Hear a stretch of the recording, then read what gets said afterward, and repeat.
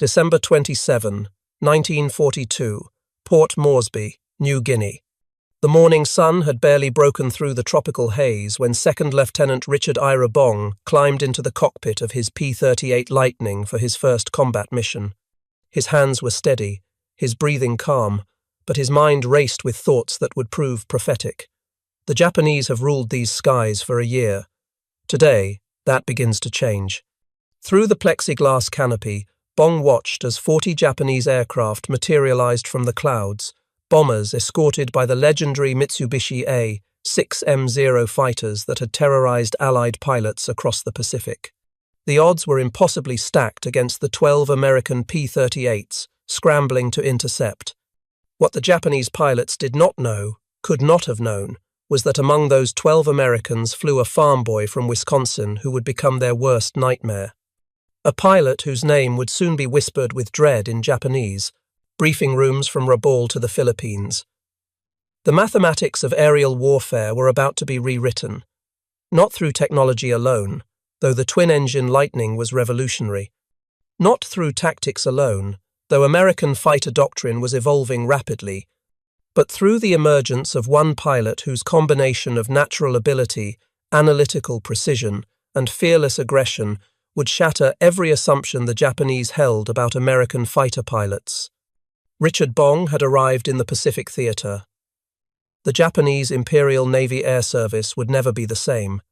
The collapse of Japanese air superiority began not with a dramatic proclamation, but with 2 kills on that humid morning over Buna.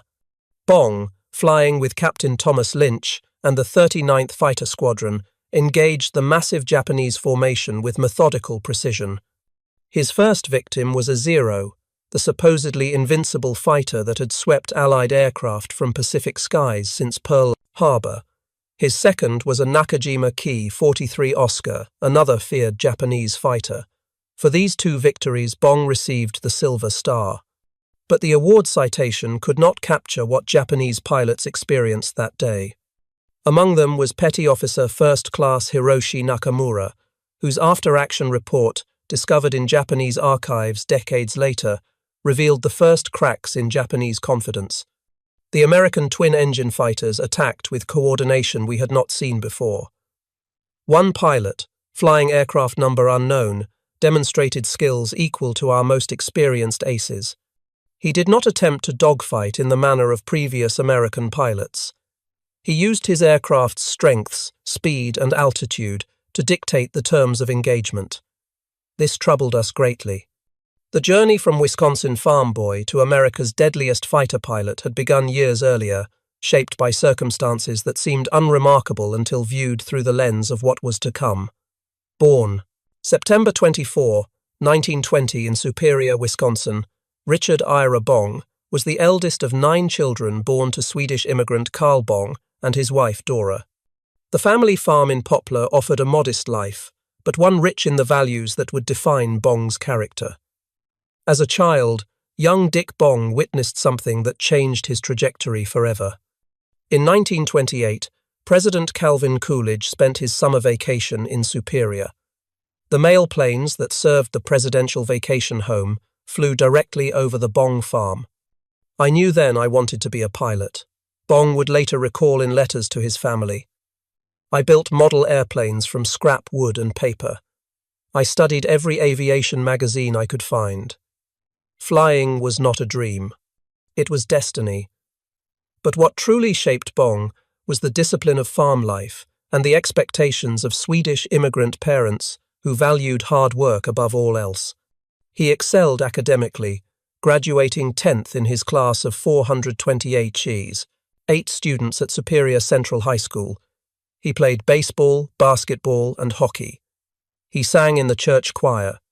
He hunted in Wisconsin's forests, developing marksmanship skills that would prove critical in aerial combat. Most importantly, he learned patience, observation, and the analytical thinking that would separate him from other pilots. In 1938, Bong enrolled at Superior State Teachers College with plans to become an engineer, but aviation called more strongly. He joined the civilian pilot training program, soloing on his 20th birthday in a Piper Cub. The instructors noted his natural ability immediately. He possessed what pilots call situational awareness, the ability to track multiple aircraft, calculate angles and speeds, and make split-second decisions while under extreme stress.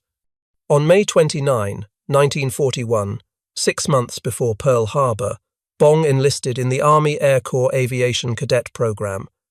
One of his gunnery instructors at Luke Field, Arizona, was Captain Barry Goldwater, who would later serve as United States Senator from Arizona. Goldwater remembered Bong vividly in post-war interviews. "He was the finest natural pilot I ever met. In gunnery training, he could put rounds on target with precision that exceeded our best instructors, but what impressed me most was his analytical mind. He didn't just shoot. He calculated, adjusted, and learned from every training run." Another instructor, a P-38 Czech pilot whose name was lost to history, provided the assessment that would prove most accurate. "There is no way to keep Bong from getting on your tail. He flew an AT-6, one of the slowest training aircraft, yet he could position himself behind me flying a much faster plane. His understanding of three-dimensional aerial combat was instinctive." On January 9, 1942, 1 month after Pearl Harbor, Second Lieutenant Richard Ira Bong received his pilot wings and commission. His dream of flying was now reality. But instead of being sent to combat, his exceptional gunnery scores earned him a posting as instructor at Luke Field. For months, Bong trained other pilots while the war raged across the Pacific. The frustration was intense, but the experience would prove invaluable. Teaching others forced him to articulate tactics and techniques that came naturally to him. In May 1942, Bong received orders to Hamilton Field, California to train on the Lockheed P-38 Lightning. This twin-engine fighter, with its distinctive twin-boom design and central nacelle cockpit, was unlike anything most pilots had flown. Powered by two Allison V1710 engines producing 1,425 horsepower each, the Lightning could reach speeds of 414 miles per hour at 25,000 feet. Armed with one 20mm cannon and four 50 caliber machine guns, all nose-mounted, the P-38 delivered devastating, concentrated firepower. But the Lightning was also complex and unforgiving. The counter-rotating propellers eliminated torque issues but created unique handling characteristics. The cockpit heating was inadequate for high-altitude flight. The controls were heavy at high speeds. Many pilots feared the aircraft. Bong loved it. He understood that the P-38's speed, climb rate, and long range made it the perfect weapon for Pacific combat, where engagements occurred over vast ocean distances. At Hamilton Field, Bong's natural flying ability manifested in ways that both impressed and alarmed his commanders. On June 12, 1942, he buzzed the house of a fellow pilot who had just married, flying so low that the propeller wash scattered debris across the yard. He also flew down Market Street in San Francisco at rooftop level and blew clothes off a woman's clothesline in Oakland with his propeller wash. General George C. Kenney, commanding the 4th Air Force, personally reprimanded Bong. The general's words would become legendary. "If you didn't want to fly down Market Street, I wouldn't have you in my Air Force. But you are not to do it anymore, and I mean what I say." Despite the stern words, Kenney recognized something special in the young pilot. "We needed kids like this lad," he would later write. Aggressive, fearless, skilled, the kind of pilot who would press the attack when others turned away. When General Douglas MacArthur selected Kenney to lead the 5th Air Force in the South Pacific, Kenney hand-picked 50 of the best P-38 pilots he knew to join him. Bong was one of them. In September 1942, the general and the farm boy arrived in Australia. The Pacific War was about to gain its most deadly aerial predator. The transformation from talented pilot to feared combat ace began with careful mentorship and combat exposure that built skills systematically. Bong was assigned to the 9th Fighter Squadron of the Previous 49th Fighter Group, known as the Flying Knights. But the squadron was still flying Curtiss P-40 Warhawks, obsolete fighters no match for Japanese Zeros. Rather than waste time, General Kenney temporarily attached Bong to the 39th Fighter Squadron, 35th Fighter Group at Port Moresby, where he could fly missions while awaiting P-38 deliveries. This assignment proved critical. Flying under Captain Thomas Lynch, Bong learned from one of the Pacific's rising aces. Lynch was a tactician who understood that American pilots could not dogfight Zeros on equal terms. The Zero could outturn any Allied fighter at low to medium altitudes. Its lightweight construction gave it phenomenal maneuverability, but it paid a price in speed, armor protection, and structural strength. Lynch taught Bong the tactics that would define American fighter doctrine in the Pacific. Never attempt to turn fighter Zero. Use altitude advantage to initiate attacks. Dive at high speed. Deliver a concentrated burst of fire, then extend away using superior speed. If the first pass fails, climb back to altitude and reset for another attack. Never slow down in a Zero's engagement envelope. Bong absorbed these lessons and added his own innovations. He calculated deflection angles, lead distances, and closure rates with precision. Other pilots struggled to hit maneuvering targets. Bong understood that success required getting close, very close, close enough that missing became nearly impossible. December 27, 1942, provided Bong's baptism by fire. When 40 Japanese aircraft attacked Allied positions at Buna, 12 P-38s scrambled to intercept. The odds were more than 3-1 against the Americans. Most pilots would have exercised caution. Bong saw opportunity. Flying alongside Lynch, he positioned himself above the Japanese formation and dove into the attack with throttles wide open. His first target was a Zero attempting to engage Lynch's aircraft. Bong's side slipped, aligned his nose-mounted guns, and fired a short burst at close range. The Zero disintegrated in mid-air, pieces tumbling through the tropical sky. 3 more Zeros converged on Bong's position. He dove toward the jungle canopy, the pursuing fighters following. At what he later described as 2 inches above the shortest tree in Buna, Bong pulled out of his dive. The sudden maneuver loaded his airframe with tremendous G-forces, but the P-38's sturdy construction held. 2 of the pursuing Zeros could not match the maneuver and crashed into the jungle. But Bong was not finished. As he leveled out just above treetop height, he spotted an Aichi D-3A Val dive bomber pulling out of its attack run. The bomber was vulnerable, slow, loaded with ordnance. Bong closed to point-blank range and fired. The Val exploded in a massive fireball. Too low to climb, Bong headed back to Port Moresby at minimum altitude, his heart pounding, his mind already analyzing the engagement for lessons learned. That single combat produced 2 confirmed kills and earned Bong the Silver Star. But the real victory was psychological. Japanese pilots who survived the engagement reported encountering an American pilot whose skill matched or exceeded their best aces. The reports were initially dismissed as combat exaggeration. They were not.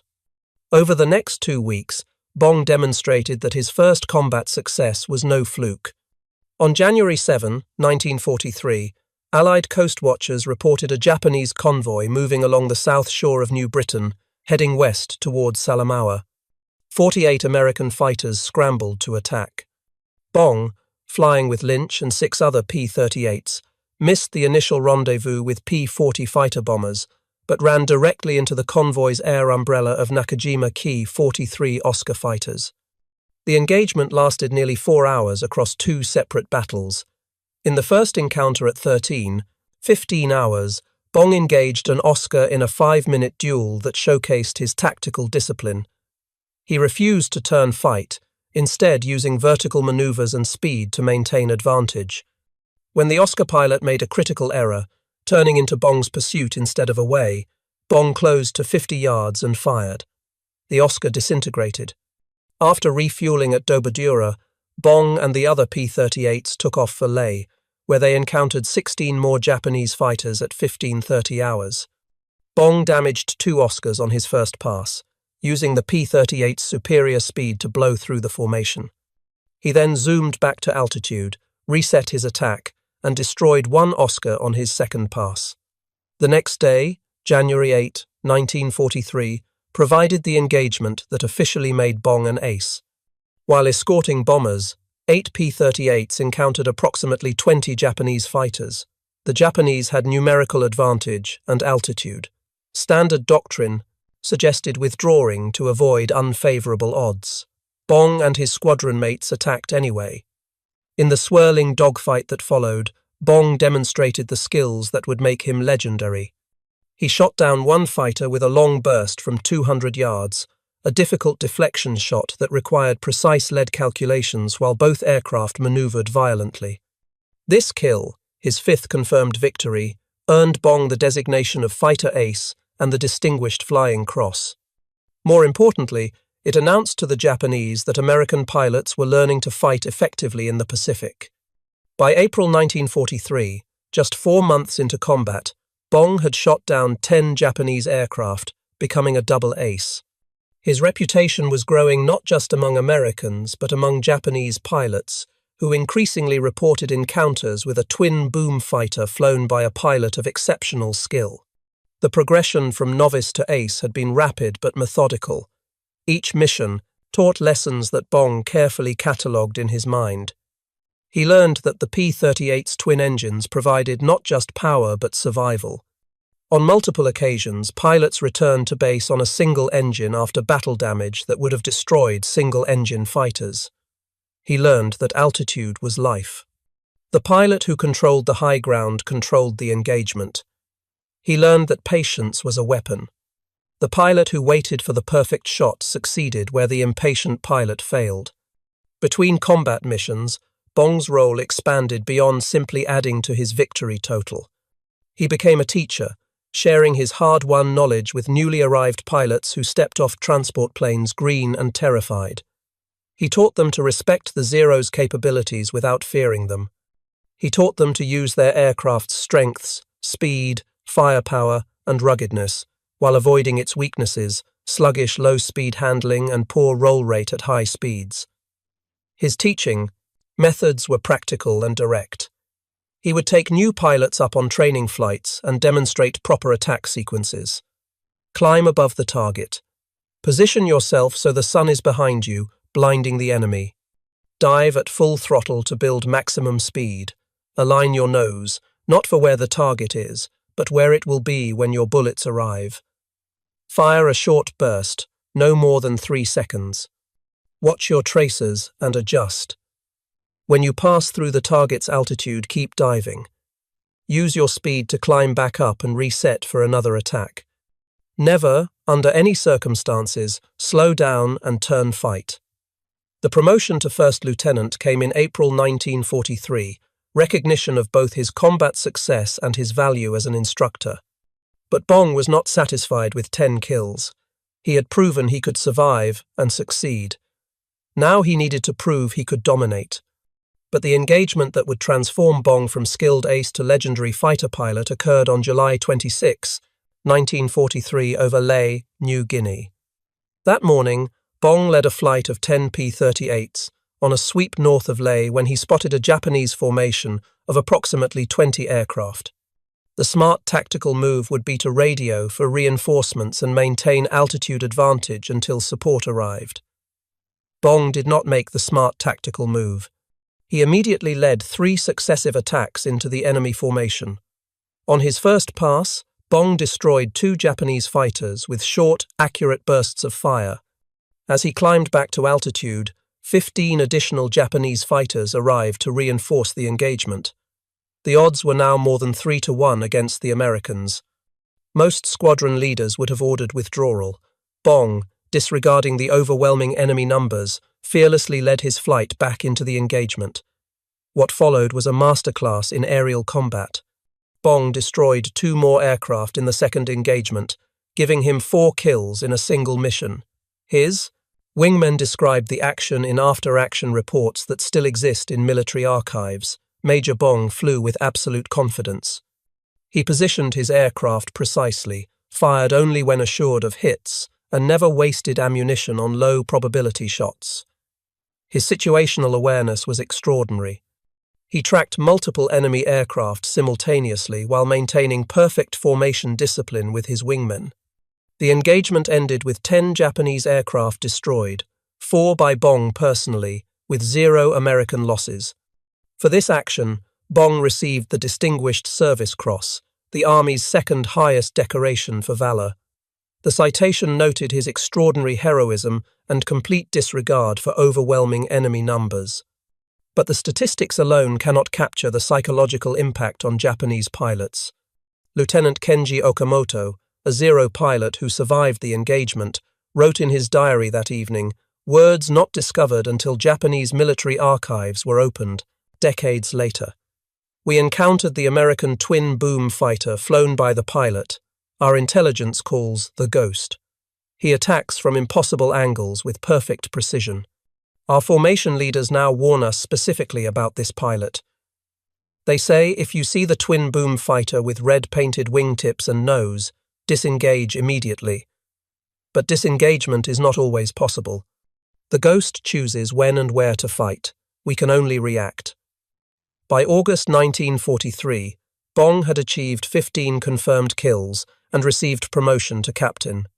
His fame was spreading not just through military channels but in American newspapers hungry for heroes. But Bong remained remarkably modest, uncomfortable with attention. In letters to his family, carefully preserved by his mother, he downplayed his achievements. I am doing my job like every other pilot out here. The P-38 is a magnificent aircraft. The real heroes are the ground crews who keep these planes flying in impossible conditions. This humility masked a lethal effectiveness born from careful analysis. After every mission, Bong debriefed thoroughly with intelligence officers. He studied gun camera footage frame by frame, not to celebrate his victories but to identify what he could improve. He noted that his best kills came when he closed to within 100 yards or less, sometimes as close as 50 yards. At that range, even brief bursts found their mark. He calculated that he averaged only 2 to 3 seconds of firing per kill, a testament to accuracy achieved through proper positioning rather than prolonged engagement. What separated Bong from other skilled pilots was his refusal to take unnecessary risks. He never chased damaged aircraft deep into enemy territory. He never allowed victory fever to override tactical judgment.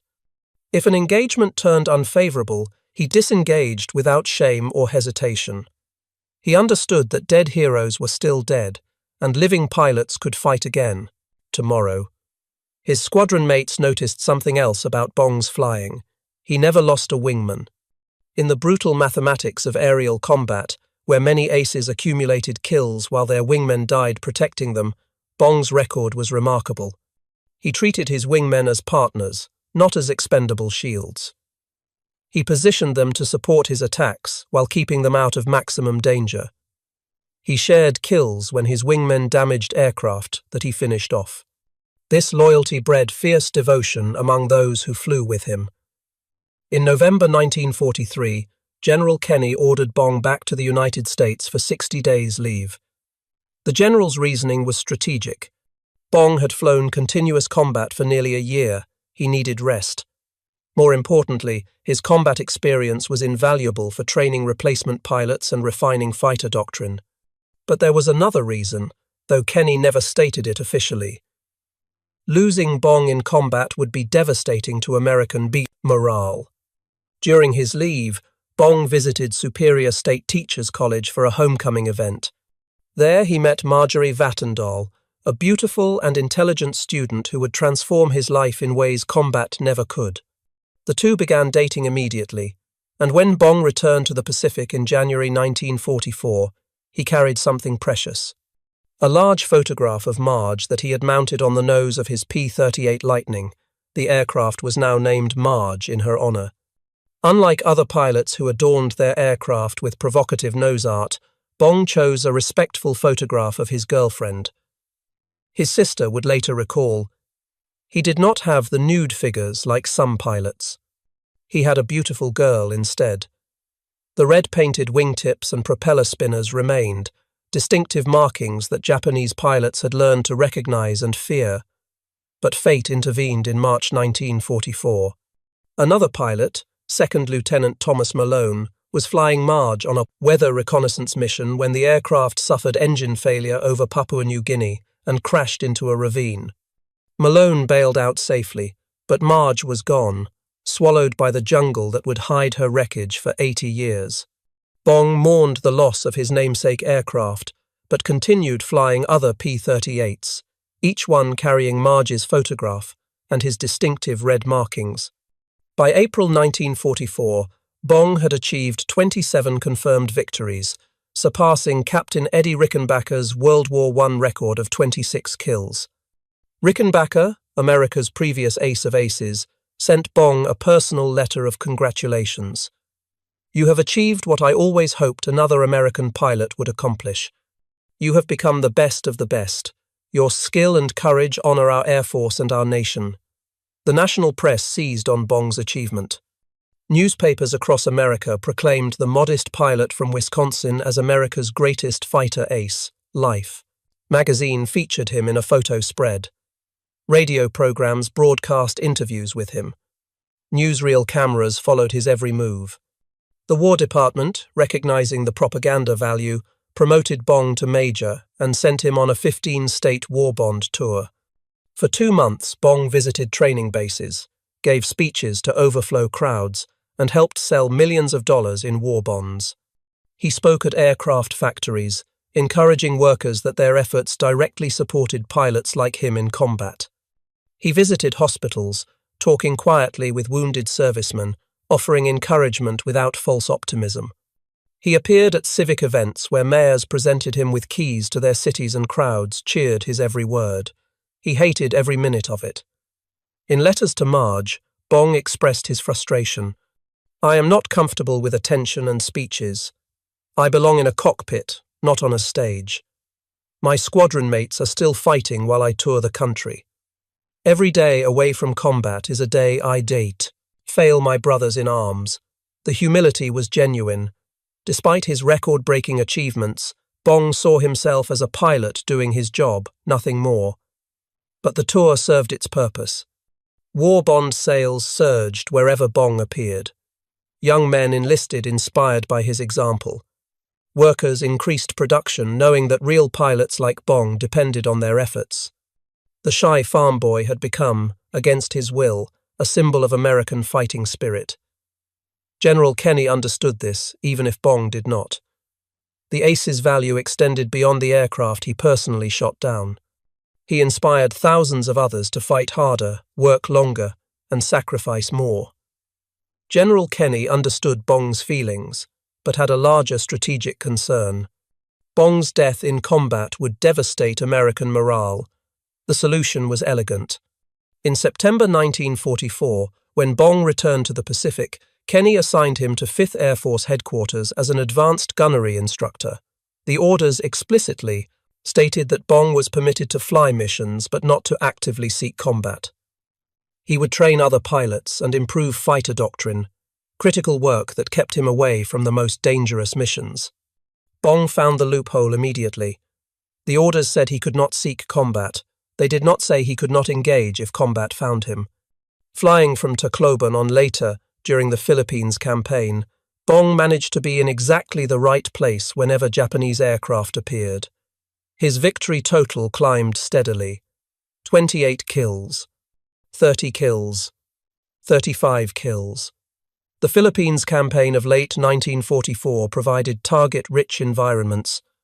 Japanese air power, though greatly diminished from its 1942 strength, still mounted fierce resistance to MacArthur's return. Kamikaze attacks were beginning, desperate suicide missions that terrified American sailors but offered opportunities for fighter pilots like Bong, who could intercept the attackers before they reached the fleet. Each engagement was documented, filmed by gun cameras and verified by multiple witnesses. There was no inflation of claims, no exaggeration. Every kill was legitimate. Bong's gun camera footage, reviewed by intelligence officers, showed a consistent pattern: brief bursts of fire, typically 2 to 3 seconds. Targets at close range, often less than 100 yards. Immediate disengagement after firing, using speed to escape before other enemy fighters could react. It was methodical, efficient, deadly. As his total climbed toward 40, speculation grew about when he would be ordered home permanently. General Kenny walked a fine line. He wanted Bong to break records and boost morale, but he did not want to lose America's greatest ace to a lucky enemy shot. The solution was to gradually reduce Bong's missions while allowing him enough opportunities to reach 40 kills, a round number that would cement his legend.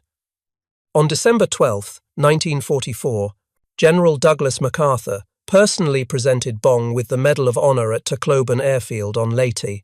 MacArthur, known for dramatic speeches, discarded his prepared remarks and spoke from the heart. Major Richard Ira Bong, who has ruled the air from New Guinea to the Philippines, I now induct you into the society of the bravest of the brave, the wearers of the Congressional Medal of Honor of the United States. The ceremony took place on the very airfield where Bong had flown many of his final missions. Fighter aircraft lined the runway in the background. Hundreds of servicemen stood at attention in the tropical heat. MacArthur, wearing his trademark sunglasses and khaki uniform, presented the medal with rare, genuine emotion. He understood that Bong represented something larger than individual achievement. He was proof that American fighting men could match and exceed the best warriors any enemy could field. The ceremony was filmed and shown in newsreels across America. The modest pilot stood at attention, visibly uncomfortable with the attention, as MacArthur pinned the Medal of Honor on his uniform. The citation accompanying the medal was detailed and specific, listing his 40 victories, his leadership, his devotion to duty, and his extraordinary heroism. But it could not capture the full measure of what Bong had accomplished. He had not just shot down 40 aircraft, he had transformed American fighter tactics. He had trained hundreds of pilots. He had proven that skill and discipline could defeat numerical odds and experienced enemies. 5 days after receiving the Medal of Honor, on December 17, 1944, Bong achieved his 40th and final aerial victory over the Philippines. The engagement was typically efficient. Bong dove on a formation of Japanese fighters, destroyed one with a 3-second burst of fire, then climbed away before the other Japanese pilots could react. Gun camera footage showed the target aircraft exploding in mid-air, its pilot having no chance to bail out. It was kill number 40, a record that would never be broken by another American pilot. Behind the scenes, both MacArthur and Kenny agreed. Bong had done enough.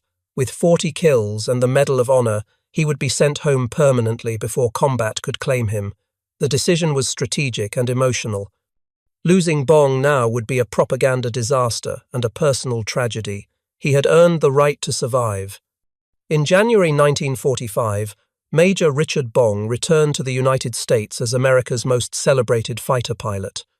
The press coverage was intense.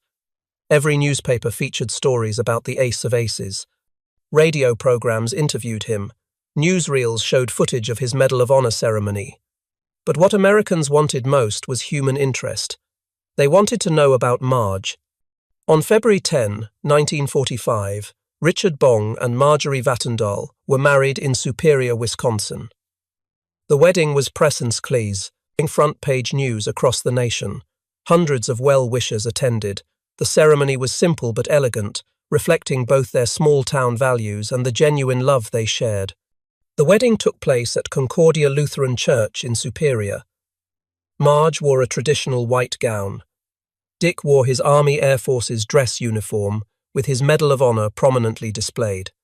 His squadron mates who could attend served as groomsmen.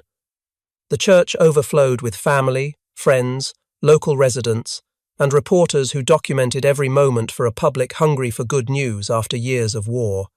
For Bong, who had spent 3 years in combat, the wedding represented normalcy, peace, and a future beyond war.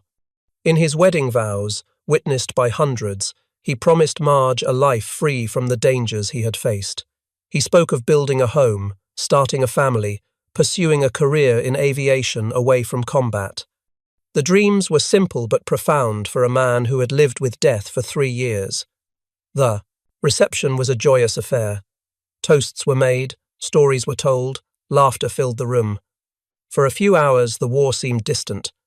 Bong danced with his new bride, smiled for photographs, and allowed himself to imagine a future where his greatest challenges would be civilian concerns, not life and death struggles at 20,000 feet.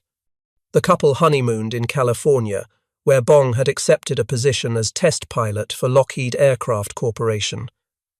His combat experience made him invaluable for evaluating new fighter designs. He would help develop the next generation of American fighters, specifically the Lockheed P-80 Shooting Star, America's first operational jet fighter. It seemed the perfect assignment for a pilot of Bong's caliber. Test flying offered challenge and excitement, without the mortal danger of combat. He could build a life with Marge while contributing to aviation advancement. But jet aircraft in 1945 were experimental and dangerous. The experimental technology was cutting edge, the performance unprecedented, but the reliability was questionable. Jet engines were temperamental, control systems were unfamiliar. Safety procedures were still being developed through trial and error. Every test flight carried risk. On the morning of August 6, 1945, Bong reported to Lockheed's Burbank facility for a routine acceptance flight of P-80, a tail number 4485048.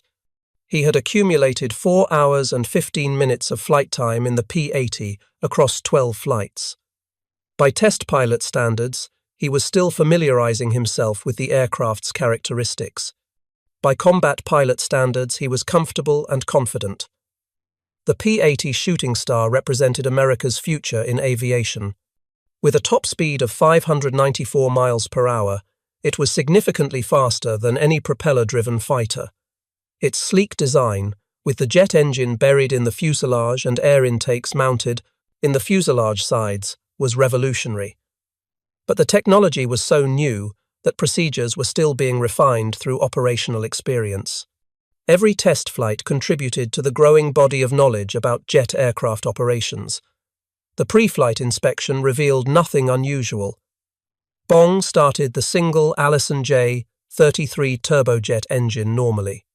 The jet engine's whine was markedly different from the roar of piston engines he had flown throughout his combat career. He taxied to runway 15 and received clearance for takeoff at 14:30 hours local time. Witnesses watched as the sleek jet began its takeoff roll. The acceleration was impressive, the P-80 reaching rotation speed quickly. Bong lifted off smoothly and began climbing. At approximately 300 feet altitude, witnesses noticed puffs of black smoke from the engine. The aircraft began rolling to the right, then leveled momentarily. The canopy separated and tumbled away. Bong had initiated ejection procedures. But then the engine failed completely. The P-80 pitched nose down into a steep descent. Bong ejected clear of the aircraft, but his altitude was critically low, perhaps 200 feet. The parachute deployed, its canopy snapping open. But there was insufficient time and altitude for the parachute to decelerate Bong's falling body. He struck the ground at high velocity at the intersection of Oxnard Street and Satsuma Avenue in Burbank. The P-80 impacted seconds later in a steep nose-down attitude, fuel exploding on impact. Emergency crews reached Bong within minutes, but he had died instantly from the impact. The investigation later determined that the primary fuel pump had malfunctioned during takeoff. A backup auxiliary pump was available, mounted on the cockpit's left side console. The pump could be activated by a switch that Bong would have had to locate and activate while dealing with engine failure, loss of control, and the decision to eject. The investigation could not determine whether Bong had forgotten to activate it in the emergency or was unable to reach the switch before ejecting. Another test pilot, Captain Ray Crawford, reported that Bong had mentioned forgetting to activate the auxiliary pump on an earlier flight when the primary pump failed temporarily. The oversight had been corrected in flight with no consequences, but test pilots were warned never to repeat such errors. In the unforgiving environment of experimental aircraft testing, there was often no second chance. The news of Bong's death reached the public on August 7, 1945. Newspapers across America placed the announcement prominently, many directly below headlines about the atomic bombing of Hiroshima the previous day. The cruel irony was inescapable.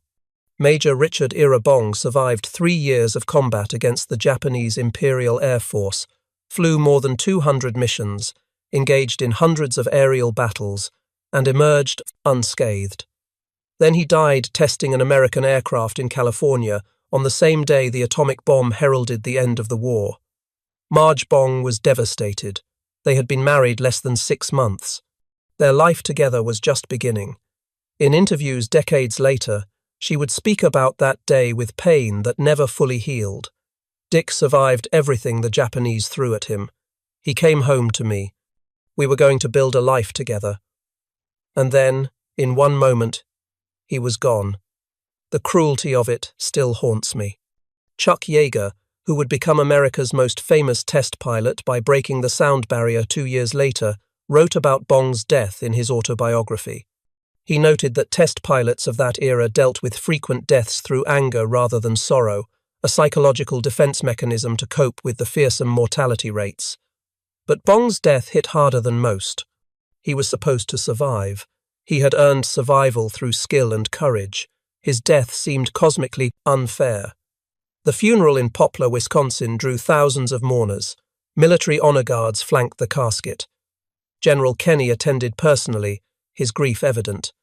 Marge walked behind the casket, supported by family members, her face a mask of controlled anguish. The small farming community that had sent its favorite son to war received him back for burial, but not in the manner anyone had hoped. Major Richard Ira Bong was 24 years old. The legacy Bong left behind extended far beyond his record of 40 confirmed aerial victories. His tactics became standard curriculum at fighter pilot training schools. The techniques he pioneered, energy management, altitude advantage, boom and zoom attacks, close-range firing, became doctrine taught to every American fighter pilot for decades. He proved that American pilots, properly trained and equipped, could defeat the best Japan offered. The psychological impact on Japanese pilots proved equally significant. Saburo Sakai, Japan's legendary ace who survived the war with 64 confirmed kills, spoke extensively about American pilots in post-war interviews. His assessment was brutally honest. The P-38 would patrol above the altitude at which the Zero could fly. Their great speed at high altitudes allowed them to maneuver into the most advantageous positions. Then the big fighters would plunge from the sky to smash into the hapless Zero fighters. The P-38s were in a most enviable position. They could choose to fight when and where they desired and on their own terms. Under such conditions, the Lightning became one of the most deadly of all enemy planes. The P-38 destroyed the morale of the Zero fighter pilot. The decorations Bong received during his short career reflected his extraordinary achievements. The Medal of Honor, America's highest military decoration, the Distinguished Service Cross, 2 silver stars, 7 Distinguished Flying Crosses, 15 Air Medals. In total, 27 medals for valor and achievement. Yet those who knew him reported that his favorite phrase remained simple: "We are just doing our job." In the decades following World War II, Richard Bong was honored through numerous memorials. The airport at Superior, Wisconsin was named Richard Bong Airport. The Richard Verst Bong Veterans Historical Center opened in Superior, featuring exhibits about Bong and other American veterans. A Bong Memorial Room at Superior Central High School displays his uniform, medals, photographs, and memorabilia. Outside stands a restored P-38 Lightning, similar to the one Bong flew to glory. Streets, bridges, and buildings across America bear his name. In 1986, 41 years after his death, Richard Bong was posthumously inducted into the National Aviation Hall of Fame. The ceremony brought together surviving members of his squadron, now elderly men who still remembered flying with him. Colonel Gerald Johnson, who flew with Bong in the 49th Fighter Group, spoke at the induction. "Dick Bong was the best pilot I ever knew, but that is not why we remember him. We remember him because he made everyone around him better. He taught us how to survive. He showed us that skill and discipline defeated raw aggression. He proved that determination and preparation could overcome any odds. We were honored to have flown with him." The discovery of Bong's crashed P-38 Marge in May 2024 brought closure to a story that had remained incomplete for 8 decades. On May 16, 2024, a joint expedition by the Richard I Bong Veterans Historical Centre and Pacific Rex discovered wreckage in a ravine in Papua New Guinea's Madang province. Justin Talon, director of Pacific Rex, described finding two engines partially buried in soil with red paint still visible on the propeller spinners. Bong's 99-year-old sister, Jerry Fechtelkotter, expressed happiness at the discovery. The statistics of Bong's combat career tell a story of unmatched achievement. 40 confirmed aerial victories, a record that stands today. More than 200 combat missions flown. Over 500 hours of combat flight time, 0 losses of wingmen under his direct leadership. These numbers establish Bong as not just America's top ace, but one of the most effective fighter pilots in history. Thomas Maguire, who flew with Bong and became America's second highest scoring ace with 38 kills, described what made Bong exceptional. Dick was never the flashiest pilot. He did not perform aerobatics in combat. He did not take unnecessary risks, but he positioned himself perfectly, fired at the exact right moment, and never wasted shots. He treated aerial combat like an engineering problem. Calculate the angles, close the distance, eliminate the target, disengage safely. It was methodology applied to chaos. In the 79 years since Bong's death, his record of 40 victories remains unbroken by any American pilot. This is not for lack of opportunity. American pilots fought in Korea, Vietnam, the Gulf War, and numerous other conflicts. But the nature of aerial warfare changed. Jet aircraft made engagements faster and shorter. Missiles replaced guns as primary weapons. Air superiority was often achieved quickly, limiting opportunities for pilots to accumulate high victory totals. Bong's record stands as a monument to a specific time and style of warfare that has passed into history. For Marge Bong, who later remarried and became Marge Drucker, her first husband remained a central part of her identity throughout her long life. She became a tireless advocate for veterans and military history education. She was instrumental in establishing the Richard I Veterans Historical Centre and worked to ensure Dick's legacy inspired future generations. In a letter written late in her life, Marge reflected on her brief marriage. World War II was a time in history that saw probably the most patriotic outpouring that the average citizen felt. Many people went through World War II and experienced all of this. They are alive today and they can pass their stories on to younger generations. Dick's favourite phrase was, "We are just doing our job." Well, with the Heritage Centre, we are doing our job by providing a very fitting tribute to all the heroes who came out of World War II. Richard Ira Bong flew his last combat mission on December 17, 1944. He died testing an experimental jet fighter on August 6, 1945. He lived only 24 years, was married for less than 6 months, and experienced combat for less than 3 years. Yet in that brief time he changed aerial warfare, influenced tactical doctrine, inspired generations of fighter pilots, and became a permanent part of American military history. Major Richard Ira Bong earned 40 aerial victories in 3 years of combat, but his true achievement was greater. He demonstrated that analytical thinking and tactical discipline trumped raw aggression. He showed that technology meant nothing without skilled operators. He established standards of excellence that inspire still. The Japanese feared him with good reason. He was the best they ever faced. The pilot who ruled the skies from New Guinea to the Philippines. The ace of aces. America's deadliest fighter pilot.